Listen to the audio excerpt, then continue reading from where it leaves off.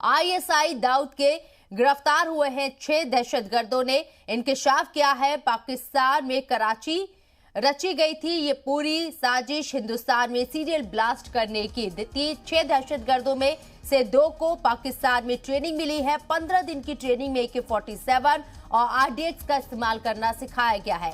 ISI Dawood के 6 दहशतगर्दों ने यह हैरान करने वाला इंकशाफ किया है। दिल्ली, महाराष्ट्र, यूपी में सीरियल धमाके की साजिश रची जा रही थी। नवरात्रि और दीपावली पर RDX से ब्लास्ट करने वाले थे ये तमाम दहशतगर्द, जिन्हें गिरफ्तार किया गया है। दिल्ली पुलिस के स्पेशल सेल के मल्टी स्टेट ऑपरेशन में ये इंकशाफ हुआ है। दहशतगर्दों से 1 kilo RDX, 2 IED, 2 hand grenade गिरफ्तार किए गए हैं। दहशतगर्दों को रात करीब 12:30 बजे मेडिकल के लिए ले जाया गया।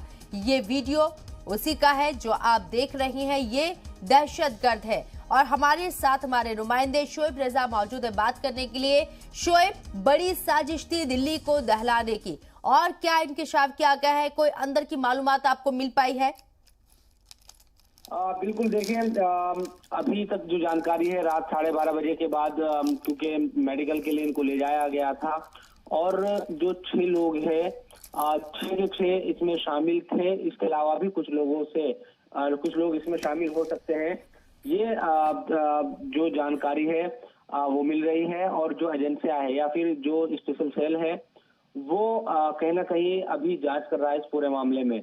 और एक बड़ी बात ये कि इसमें 2 तरह की जो चीजें हैं वो सामने आ रही है। एक तो टारगेट किलिंग और दूसरा बम धमाके करना। तो यानी कि इनके जरिए अंडरवर्ल्ड के तार भी जुड़े हैं इनसे, और जो आतंकवादी संगठन के तो लोग हैं ही, ये आतंकवादी जो घटना है वो अंजाम देना ये लोग चाहते थे। तो यानी कि अंडरवर्ल्ड इनसे टारगेट किलिंग, यानी किसी नेता या किसी और शख्स की टारगेट करके किलिंग कराना चाहता था।